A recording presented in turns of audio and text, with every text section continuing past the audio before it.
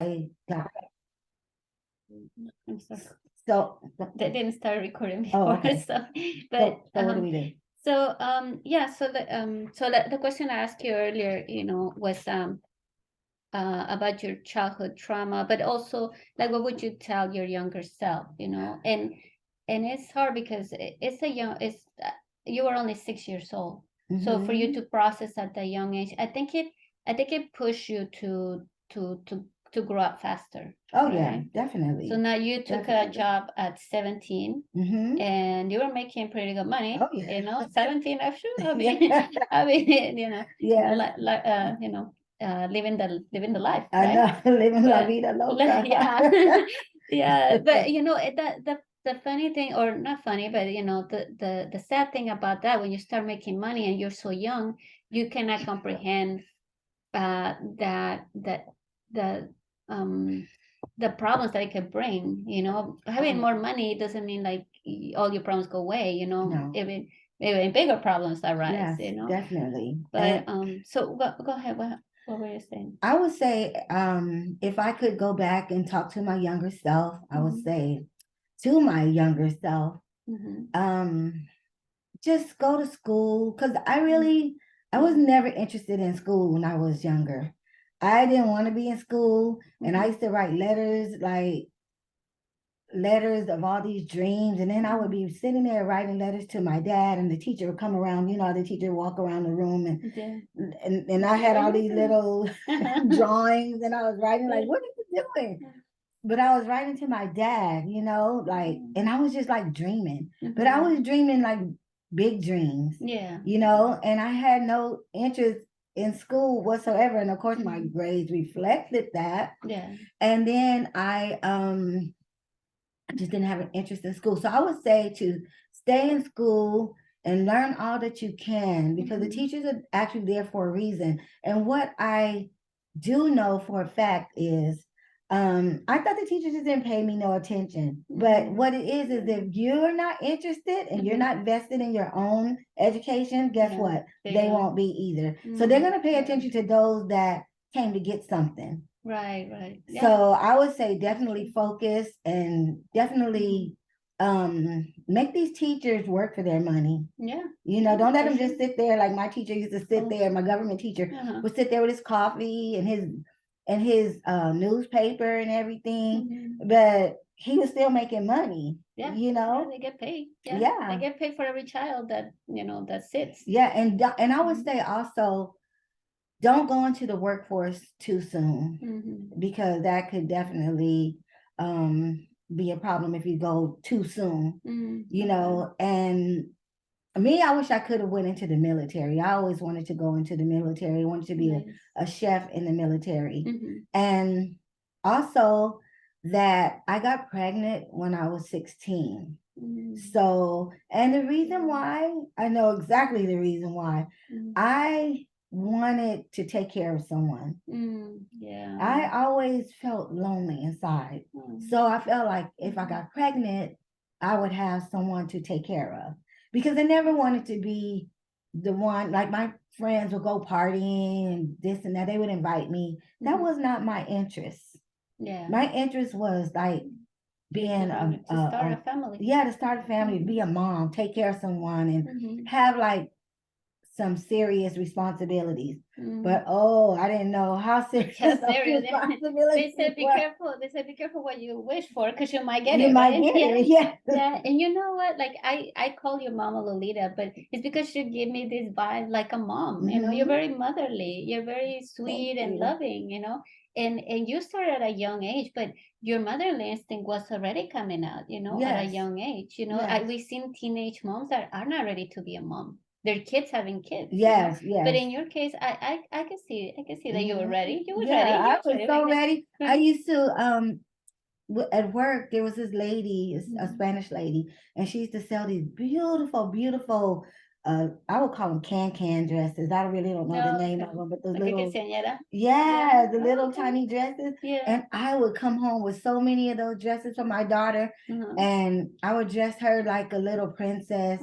And she went everywhere that I went. Like I never would leave her at home with like my mom or someone else. like if you're inviting me, you're inviting her too. Oh yeah. So I yeah, make sure to definitely. make sure that the environments that I went into was definitely Appropriate. for children as Yeah. well. For sure. Yeah. Yeah. So yeah, you really wanted to take care of someone, and I'm sure you did a great job. I mean, I met your Yes, daughter, and I did. she's a nice lady, and she's a Thank you. business owner. So I know you did a good job, Yes. and your other children too. So my second question would be, what do you think? And this is something that I heard from your podcast. You had an experience with the foster care system. So can you tell us more about that? Well, I feel like the foster care system is a train off the track. I feel like it's a derailed train. They have um, no interest really in reunification of families. Yeah. I've seen that, I've witnessed that. And it seemed like they make it nearly impossible when they take your children, they make it almost impossible for you to regain custody of your children. It's like leaps and bounds. And the things that they have you to do to me are hard. I mean, you can do it if you want. Yeah, they want you to jump through hoops. Yeah, they want you to jump through all these hoops, but then when you do, as I did, then it's still like they come up with another reason to keep them even longer. So I realized that it's a cash cow. Oh yeah. You know, it's about money with them. And the longer they keep your children, the more money they get from the state. It's a business. Yeah, it's a business. And I realized that like the Department of Children's Social Services and the judges, they're all in bed together. Oh yeah. You know, and it is they sadly to say, yeah, they do. And sadly to say, it is a business. You know, and some of the things that I've seen, and I even I know that the social workers, they lie. They tell lies on you, and then they give you these documents to read. And a lot of times when my children were in the system, I would go and I would read these documents. They're called minute orders. And I would read them, and I was like, who is this? Right. I didn't even recognize who they were talking about because there were so many lies in there. Oh, wow. And I'm like, they must have mixed up the paperwork because clearly they're not talking about me. Right. You know, yeah. And so they twist things. Yeah, they twist things, and then they have to put statements from your children. And I'm like, my children would never say something like this. It's like, where are they getting this stuff from? Just making it up. Yeah, they make it up. Oh, no, yeah. Unfortunately, I had some experience with not with the foster system, but I had some friends that been through the foster system, and yeah, they all have many complaints, and there's definitely a flaw in the system. No, you know, a big flaw. so yeah, and it needs to be addressed, and I don't know where we had to go, or write to, because it definitely it needs to take, to be more emphasis on the children and on the family and the well-being of the children. Yes, definitely. If any. So we move on. My following question about that will be, what do you think it can be done to improve it, if any? I don't know. I'm just throwing ideas. Well, there are a lot of things that need to be done to improve that system. It's so broken. Yeah. And to be honest with you, I don't even know like where they would even start. But I would say a big thing is that when they remove your children, if you have children of different ages, they may put them in more than one household. Oh, yeah. And I see that as a big issue because they should always keep children together. Yes. If they took them together, they should keep them together. Yeah, right. Yeah. No matter the age. Like with my children, my daughter was really young. She was like 6, and my son was like maybe 2. 1.5 or 2. Yeah, and he was a nursing boy, So when they take them from you, they don't care nothing about that. Like the bond that you have with your children, the bond that they have with you. Yeah. They care nothing about the family dynamics. And I remember when, okay, so my ex-boyfriend is the one that called the 911 hotline number to say that I was being abusive to my children, but it was so that he could gain custody of my oldest daughter. So I had never heard of the system, you know, because I wasn't a product of the system. Yeah, so I you knew were nothing. young and Yeah, you were a and little bit naive. yeah, and I didn't know nothing about that. I didn't come from that world. So I remember when the police came out with social worker, I let them in. Like I didn't have nothing to hide. I didn't have anything to hide. So I let them in, and dinner was made. I had made dinner, and I remember my daughter, she was like 6, and she was either 5 or 6, something in that neighborhood, and she was doing the Mr. McGruff. Oh, okay. She was sitting there doing her Mr. McGruff at the table, for a school project. And then my little son, he was like in the chair next to her, just coloring and watching her.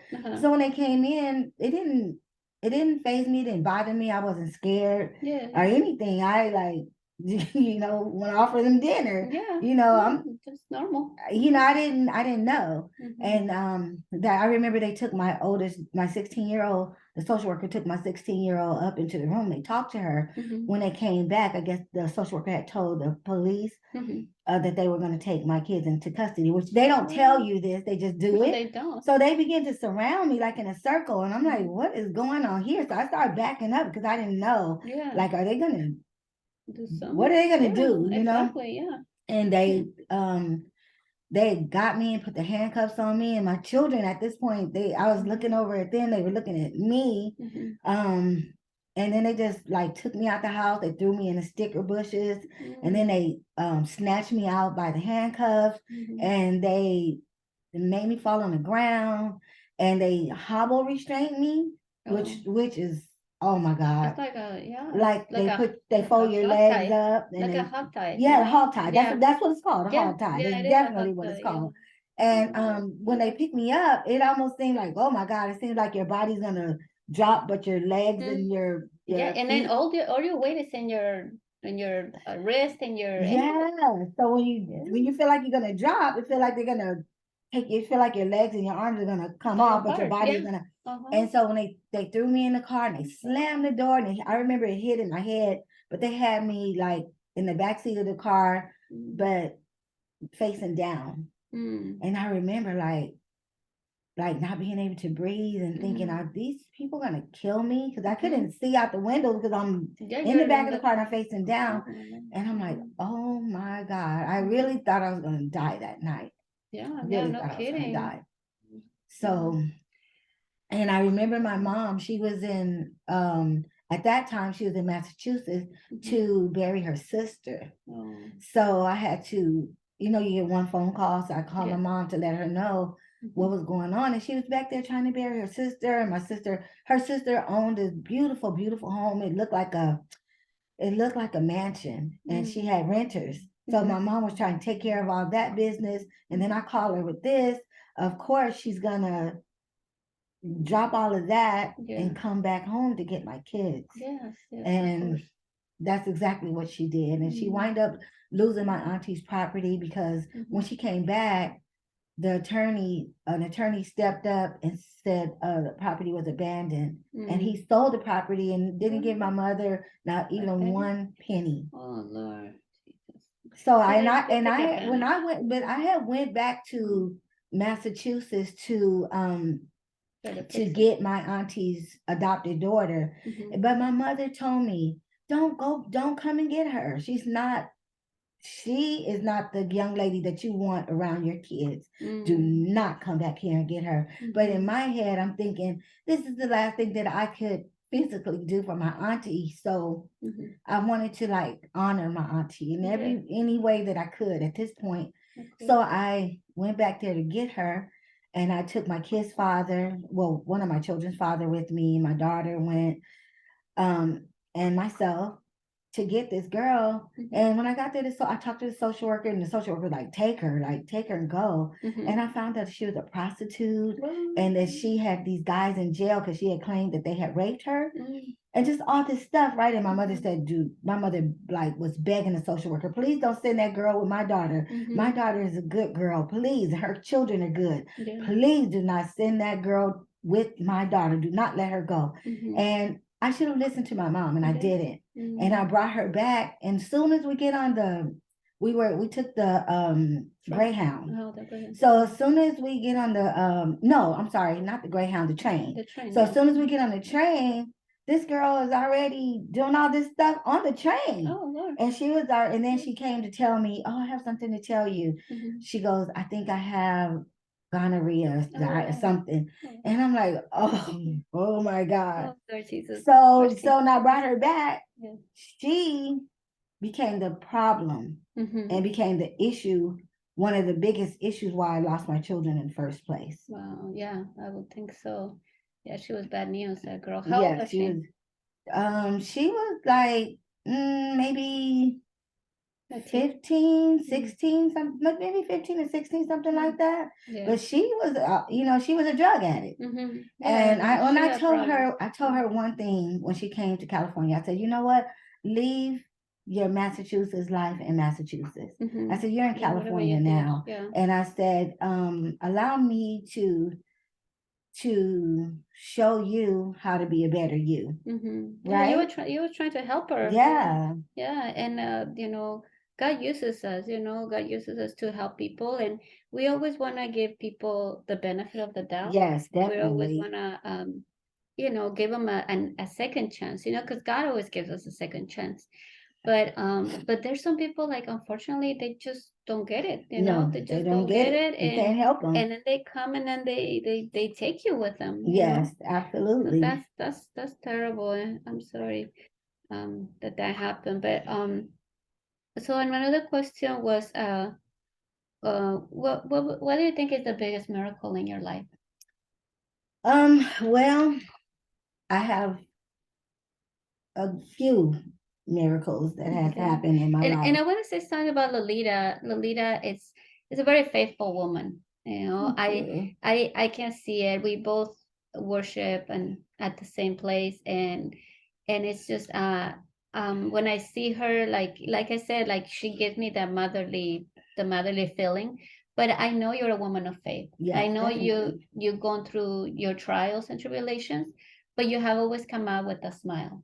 Thank you. So I know that you're very strong.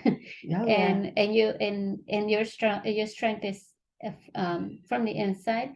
But I also know that a lot of people, because you're very sensitive and very loving, very kind, a lot of people take advantage of that.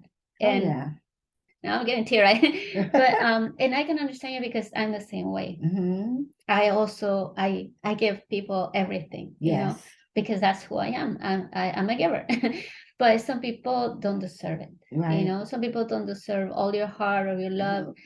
And unfortunately, we always get hurt. Yeah.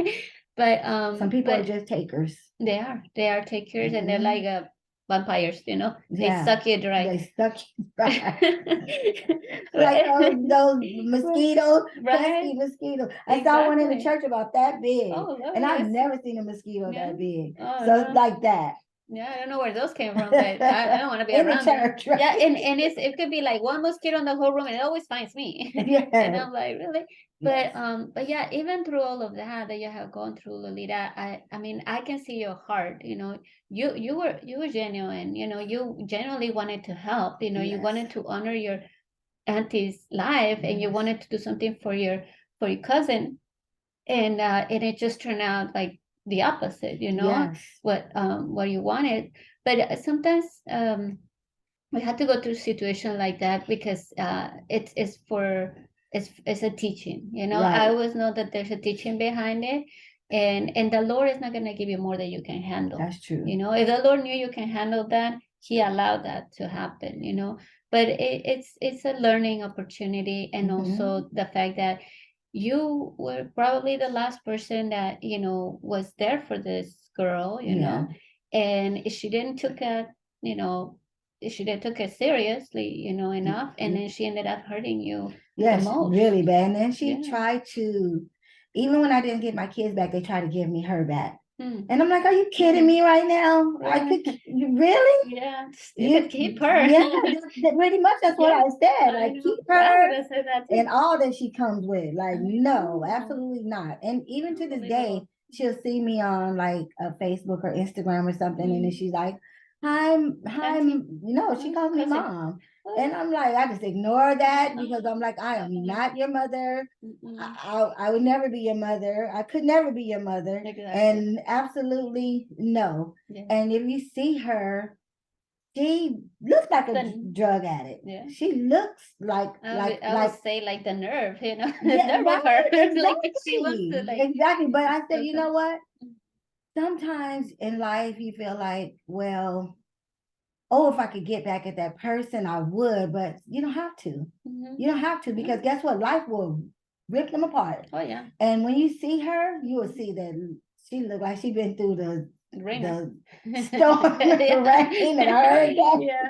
But what was the saying? I mean, it's a saying that they used to say back in the day, they're like you tore it from the floor up and the record from the cup. Yeah, exactly. That's exactly that's old school and get over it. That's exactly. But it's Tore her from the floor. That's exactly what she looks like. And I'm like, you know what? I don't feel sorry for her. I'm sorry, I don't. I try to help her, and she could have been so much. She could have been so much. And my auntie was rich. My auntie was filthy rich. Wow. So she could have had everything. But instead, she lived that drug addict life, and unfortunately, it comes with consequences. Oh yeah, big consequences. Yeah, and like I said, like some people they don't want to be helped, No. And some people might get on the first time, maybe others in the second, third, maybe fourth, but it's when they're ready. Yeah, and my mother warned me. She told me. That's another thing. Yeah, you said that your mom warned you, and I am also guilty of that. Sometimes I don't listen to my mom. Yeah. Mom, don't listen. Don't hear this, mom. But yeah, a lot of times my mom had told me like, oh yeah, that friend you have. Oh, she envious of you, and I was like, Mom, what would you say that? That's my friend, And then like, sure enough, like 2 months down the line, she does something, and I'm like, oh my Lord, my mom was right. Yeah, exactly. And it's because as a mom, we have this like extra like superpower, that we know, like we can see right through these people. That moms know, and we have the experience. We've been going through different things, so we know, we can tell how those people are, and you're like, oh no, I see you coming, like from a mile away. Away. My mom warned me. She was like, do not come and get that girl. Do not. And she was the most prettiest young lady, so beautiful. And I was like, I don't see anything wrong with her, but it wasn't what was wrong with her on the outside. Oh, yeah. It was what was wrong with her on the inside. Yeah. Her she brain. was a mess. Yeah, she was a mess in there. Yeah, and then I started reading through because my auntie had her, her files and her documents, and my auntie was dead. So of course I can go rummaging through that stuff. So I started reading this stuff, and I'm like, oh my God, this girl burned down her house. She burned down my auntie's house. Oh, really? And she had like a bald spot right here in her head. She had beautiful hair, but she had like a bald spot. And that was because she had set the house on fire some kind of way. And it was my auntie's house. Oh, and then but she came from like, I think her mom was white and her dad was black, but the mom and dad had like 10 kids and all of them went in foster care system. So my auntie couldn't bear children. So my auntie adopted her because she wanted a child so bad. And I'm like, oh God, you picked a good one. You went to the orange tree, but you gotta live it. Right. And you can't give it back, right? I mean, you want to at that point. Yes. But see, that's also sad, that these children that are growing up in the foster system, they're not the sweetest children, in the world, and they come with a lot of baggage. Yeah, they come with a lot of and baggage. A lot of problems. Yes, and that's again what we're saying. There's a flaw in this system. They're not seeing that these children are mentally, they might, like you say, physically they might look fine, but mentally they're all disturbed. Yeah, they totally disturbed. I remember one time, my kids had their own room. And I remember one time I went into the room and she was talking to my oldest daughter, but she was talking to her about sex, like her experience with sex and stuff. And I'm like, what is going on in here? And I'm like, girl, I told you to leave that mess in Massachusetts. I said, my kids are not, they don't know anything about this stuff, and I try to tell her like, no, don't be having those conversations with my daughter because she's not there yet. Exactly. Yeah, no. Yeah, and it's sometimes in a family, and it's like, the basket with the, one bad apple will get the other one Trust me. too. Point well taken. I Mhm. had a bag of lemons, right? I had picked all these lemons off my neighbor's tree for Pastor Jason because he loves lemons. Yeah. So I had all these lemons, and then I'm like, I don't know who to give them to get them to him, right? Yeah. So I always wash them and make sure they're clean and Clean. dry. Yeah. But I had them in the bag, and they stayed in the bag for like a week. And then I just decided to open them up and get one out to make me some tea. And one of them was rotten. And of course, I looked at the next one; it was starting to rot. Yeah. And I said, "So that's Yeah, exactly your point. Yeah, you can't put them all in one basket. Nope. And you're right. You needed to remove that bad apple, Yeah, but one bad not apple for the whole bunch. not soon enough. Not soon enough. Yeah, definitely. No, Wow, not soon enough. that's So so unfortunate. But yeah. I mean, so so my question to you was, what do you think was the biggest miracle in your life? okay, so I have a few, if you don't mind. Yeah, no. One when I gave birth to my youngest son, I almost died. And when I went to the hospital in labor, I guess I really wasn't really fully ready yet. Yeah. But the doctor, I had never met this doctor before. He was on call that particular night. And he told the nurse, gave her instructions to give me an induction. And I didn't want no induction. I didn't think I needed one, but of course you think they're the experts. Yeah, they're the experts. So who am I to fight against it, right? So I got this induction that almost cost me my life. And as I lay there on the table almost dying, the doctor wanted me to sign. They came with some papers for me to sign for like a hysterectomy because I had began to hemorrhage. And the nurses, they later told me that I looked white. They thought I was a white woman, but they knew I came in black. They knew. You fell. I was dying. Wow. And at this point I was no longer audible. So all I could do is I just shook my head like no. And then because I wanted he was my sixth child, but I wanted 10 children. All my life I just wanted 10 kids. Like I wanted a house full of kids, right? And so he had gotten mad at me because I wouldn't sign that I wanted a hysterectomy. And so he literally put on his civilian clothing and he was going to leave. And so I found out that he was going to leave because he had promised his son to go to his soccer game. So he was going to leave me to die to go to his son's soccer game. And then I found out later that he had already called my mother and told my mother that I was not going to make it through the night. She told me this later. And so they called, I guess my mother told my oldest daughter, and my oldest daughter had the neighbor to rush her out to the hospital where I was. And my daughter says, when she got there, she saw the room that I was in. She said she saw this like big bucket and it was like full of blood and blood was like everywhere. And then they just came out. They didn't say anything to her because they were cleaning up. And they just gave her my jewelry. They had cut off my jewelry. But I was in surgery and she didn't know it because they didn't tell her. And so she thought I had expired. And so, of course, now I'm in surgery. I didn't sign for anything, but the doctor was mad at me because I didn't sign for a hysterectomy. So during surgery, I started seeing all these lights that I've never seen like on this planet Earth before. And they were just going in a circle, like fast, like they were spinning. The lights were so beautiful and the colors, there were colors. And it was like many colors. And it was going so fast. Like a rainbow? No? Not even a rainbow. It's like going in a circle, like and they were so beautiful. And I can't remember. I wish this thing would stop because it's going too fast. You know, to me it was going, the colors were going, they were just going too fast. And I kept thinking like, stop in my head. But I was dying. I was literally dying. So that's a near-death experience. I was so close to death. And I remember that obviously I survived it. And I remember being in recovery and I looked like the nutty professor. I was so big from all that medication and everything. Yeah. So I remember my oldest daughter coming in and she saw me and I was hooked up to all this stuff and had tubes all down my throat and everything. And then I had these things on my legs and they were going, and I guess they were pumping. Yeah, like the blood circulation. Yeah. So and it was making this crazy sound and she went in there and her eyes, I was looking at her, her eyes were so big, like she didn't even recognize me. Like, wow. And I remember not even being able to speak or anything. And my son's father at the time was in prison. He was in jail.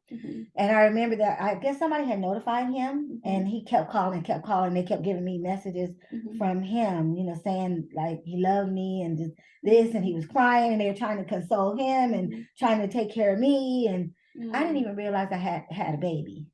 Really? Wow. And then so the anesthesiologist and the anesthetist, which was the woman, they came, they sat on my bed and they took a picture with me. I still have that picture. And they were like, we had to come visit you because you're a miracle. You're a miracle of this hospital. They said you came so close to death. And she was telling me that she was trying to keep me out of pain, but she was trying to, she had to give me so much medication to keep me from the pain, but she didn't know if it would give me a heart attack. So she said, since I'm, I said, well, during the surgery, they control all of that, right? And if they give you too much medicine and to make you have a heart attack, then maybe you won't die from this, but you're about to die from the heart attack. Exactly. So she goes, we had to come and see you. You're a miracle. So that was a long process back. That was a long process back because losing so much blood. I didn't know I had a baby. They showed me a picture of this baby and I was looking at the picture and I looked at the picture. I was like, oh, why they showing me this baby with one arm? I was so out of it. Out of it. But so I survived that. Thank God. And my son, my son, he's amazing. And he's very, very kind. He's just a kind young man and very loving and very supportive. And he manages the van store and I'm just so proud of him. And he's a nice young man. Yeah, he's so nice. I have the privilege to know him, and what's so special about him? I mean, not that you tell me, how he came into this world, and I believe when we fight so much to be in this world, it's because there is a calling. There's a calling for our lives, and just the fact that he's still here, and it's a miracle. That you're here is a miracle. But altogether, it's eminent that he has a strong calling to his life. Yes, he came out fighting, and he came out, and like I see him at church, and a lot of preachers that have come, even from other countries, they have prophesied on him great things. Yeah, right. And I'm like, wow, like maybe one, you think, oh yeah, maybe one, it was just a one time, but then another one comes and says the same thing. It's just keep confirming that is stating that there is a huge calling in his life, and it's not a small thing, it's a big thing, thing. And he has a nice big voice too, like a grown-up voice. Yes. Even though he's a young man, because his dad had a deep voice. His dad, before he passed away, deep voice. My mom would say, "Oh, he has a good face for radio, a good voice for radio, not a good face, a good voice, a good voice for radio." He has a degree in journalism, so he is an excellent writer. He's an excellent writer. Yeah, I can totally see that. So he does have a calling on his life, and he, as you know, he loves the Lord a lot. He does. And then also, so we had to move to Los Angeles after I had lost my job after like 13, 14 years at Hughes Aircraft. So I got into this big giant lawsuit with them, and so I wasn't working, and I wind up losing our home. I bought a home when I was so young.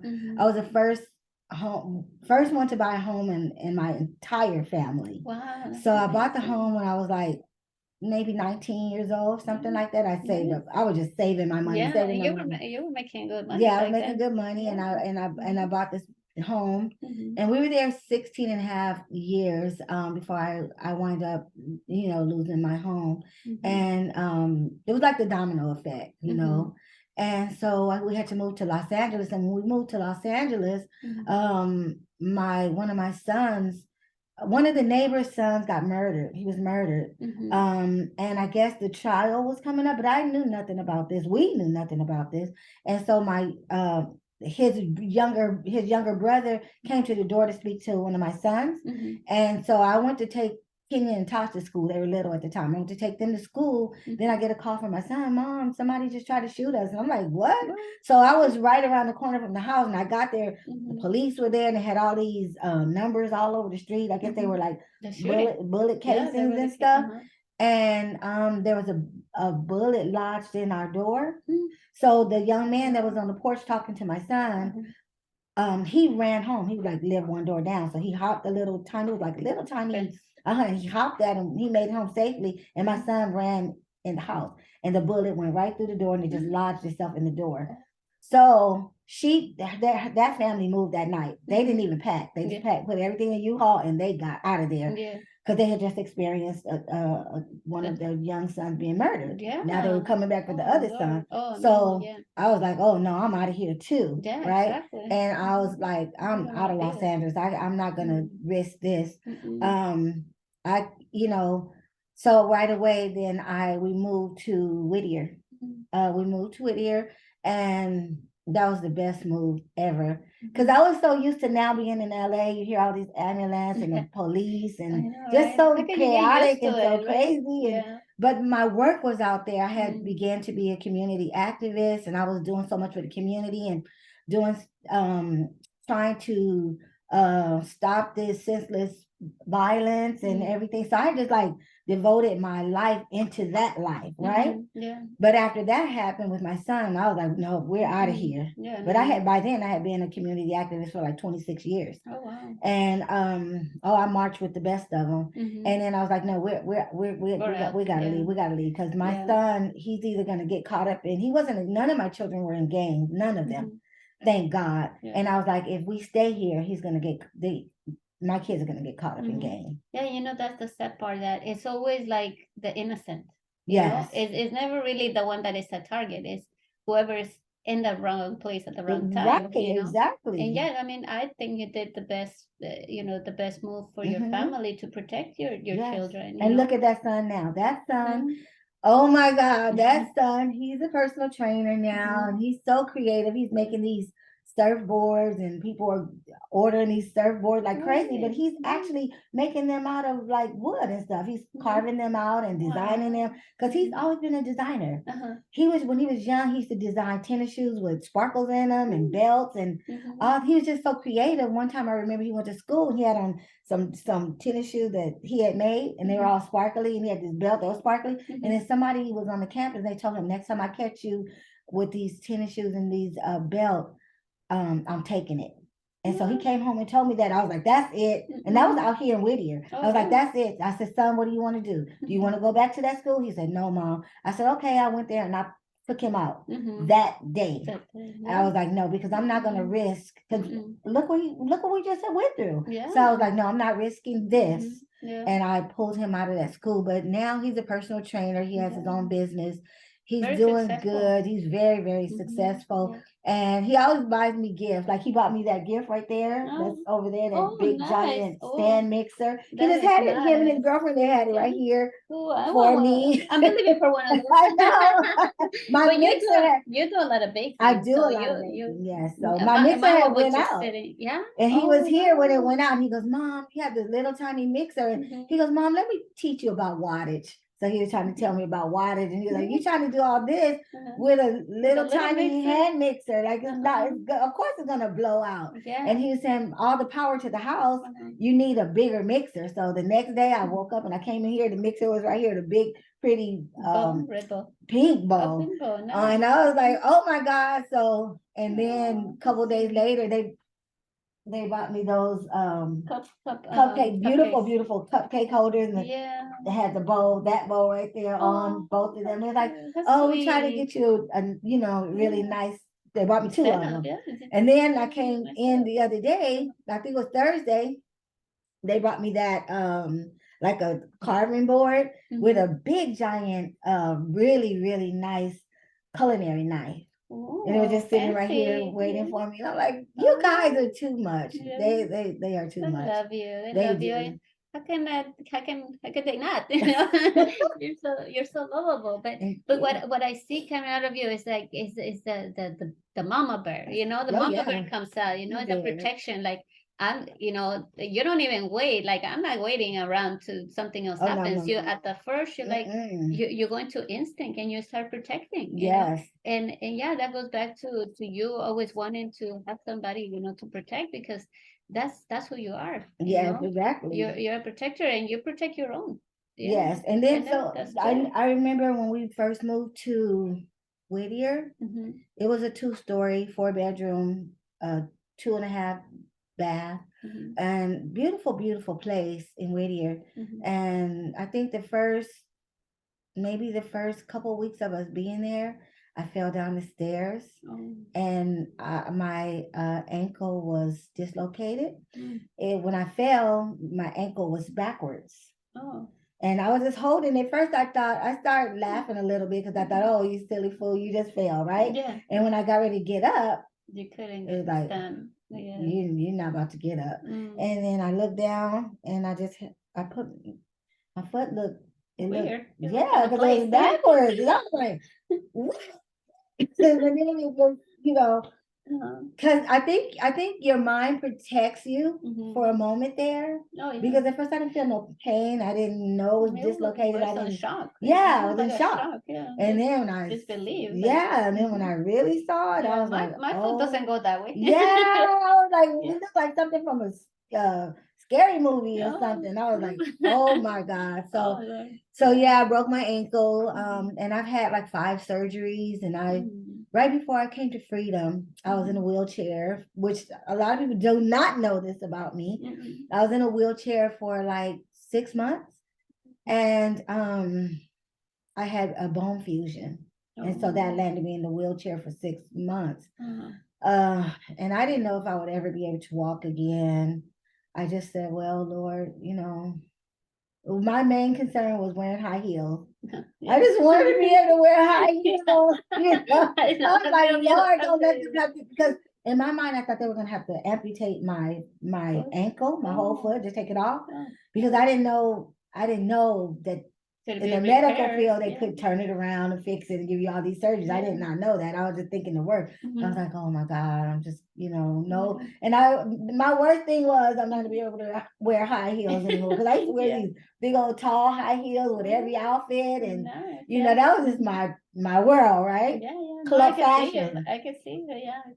And so when that happened, I was just like, oh my God. Yeah, but no, definitely that was a miracle too. Yeah, that was a miracle. And then about maybe 4 or 5 years ago, we were going to a graduation. My daughter was going to her bestie's graduation. And I remember my daughter was supposed to graduate too with her bestie, but her bestie's father owned all the buy-lows and all the top value market, and he has his own vineyard.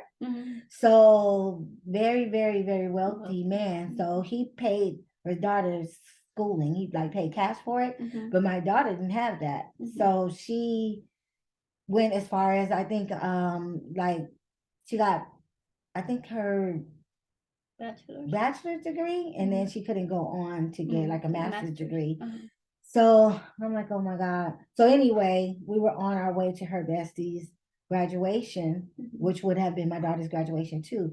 And I remember my daughter, the night before, my daughter had told her dad, could you give us a ride? And he was like, oh yes, I'll give you guys a ride. And she said, I'll give you $20. And that right there for him, $20, what he could do with $20, right? Yeah. And so he came, and I was telling her, no, I don't think we should do that. I think we should just take the access or something, but not that.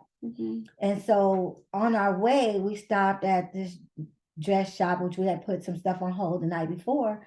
And on our way, his truck the brakes went out. Oh. And I just remember us going like we were just going at this momentum, and all of a sudden all the cars stopped, but his car is still going. And I remember him trying to brake, and I could hear this noise, like shh, shh, shh, you know, that he was trying to, you know, and I knew right like away. That hose was broken. Yeah, I knew.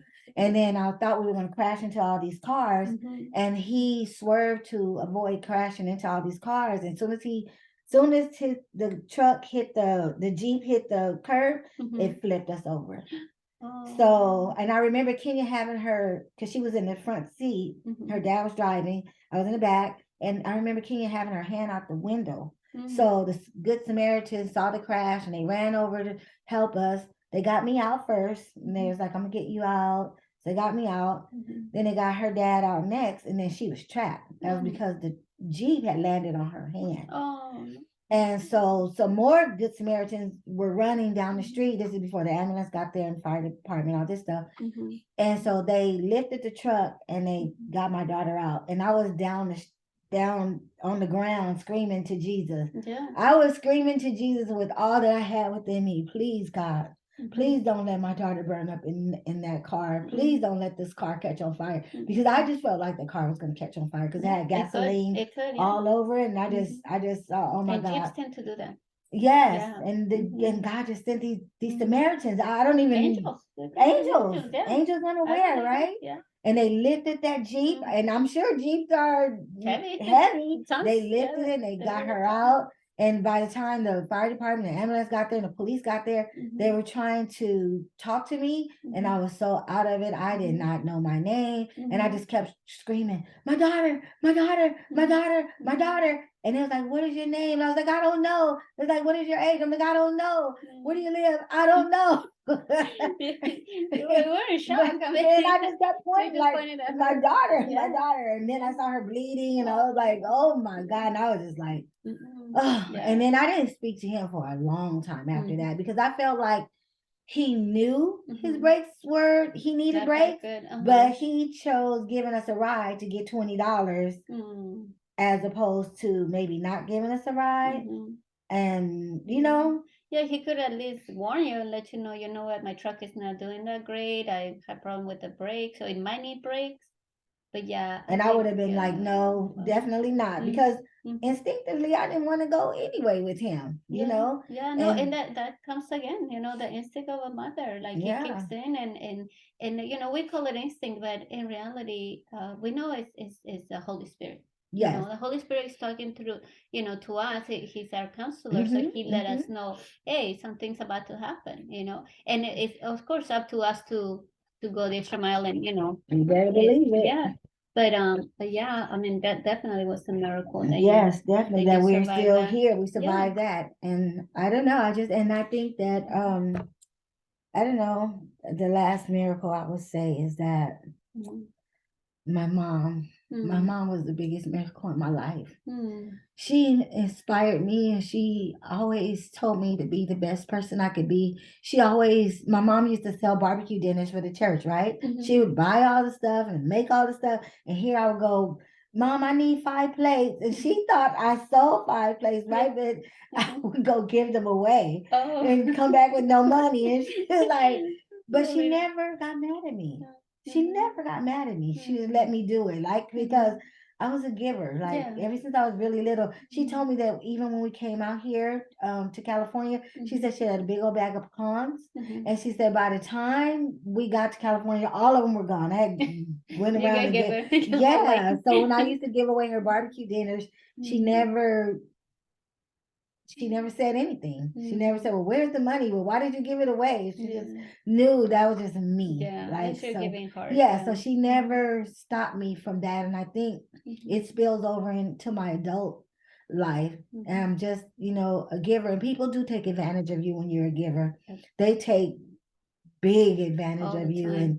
And so my dear mom, as you know, recently went to be with Jesus. And my mom, she used to like to watch me bake. That was her biggest thing, is to watch me bake. And she would wait for all the treats, whatever I was baking, she would wait till she couldn't wait. She liked brownies. She loved my Mhm. brownies. Yeah. And she would be waiting for those brownies, and she wanted even the crumbs, the brownie crumbs are I'll be licking the bowl. yeah, yeah. And even if I would burn it a little bit, she's like, I'll take that That's too. good. And so she would always ask me, she goes, Lo, she called me Lo. She was like, I wanna order a lemon cake. I want That's to, you know, good. she would always be, but where was the lemon cake going? I mean, she said it's for my pastor, Uh, but you know, her pastor passed away years ago. oh. But in her mind, Yeah. I want to order a Since you lemon were cake. I the- want to order this cake. That she Mhm. would always put her order in. Yeah. She goes, I'm gonna give you the money when I get paid. Mhm. She was my biggest supporter, and Wow. she would That's awesome. she would years ago she would always pay me big money to make her cake. If she ordered one, she would Mhm. be right there wait, you know, to pay me. Yeah. Um, and she would if I tell her okay, the cake is $20, but Mhm. she would give me $40 Oh. because she just felt She like wants to help you. yeah. So she would always be right here. This was her chair right here, and she would always sit there. And I would try to. I'm over here baking, Mhm. and you know how you have to count the eggs because I Yeah. wouldn't sit the eggs like if you needed 8 eggs, you're supposed to put 8 eggs over there, so you know you have your 8 eggs, Yeah, right? yeah. No, I put the Outside. whole dozen there. Mhm. So she's talking to me, and I'm like, oh, how many eggs did I put? So I would have to Yeah, count, but- see how many you're missing from the carton. I'm like, oh my God, did I put the sugar? How much sugar did I put out? Did I put the oil? How much water did I put? I'm like, oh mom. I said, Mom, I don't know what kind of cake this is gonna be because she would talk to me. Yeah, And I it said, Mom, distract you. no disrespect, but can you not just talk to me until I finish the cake? Yeah. And she goes, You need to okay. focus. She goes, okay, Lo, I'm gonna be quiet. I'm not gonna talk to you. So she'll be eating. A few Mhm. minutes later, she's talking to me again. I'm like, oh my God, this cake is gonna be Oh, a wreck. oh no. Yeah. But I'm sure they came out great. Lolita is a Yes. great baker, and I mean, I love everything that you make, or everything I have tried so far. Thank The you. brownies were good. I don't know. I think I had the lemon cake. Everything was Thank so you. yummy. Yeah, and I can't wait to put my order too. I I'm just gonna start calling you Lolita Baker. okay.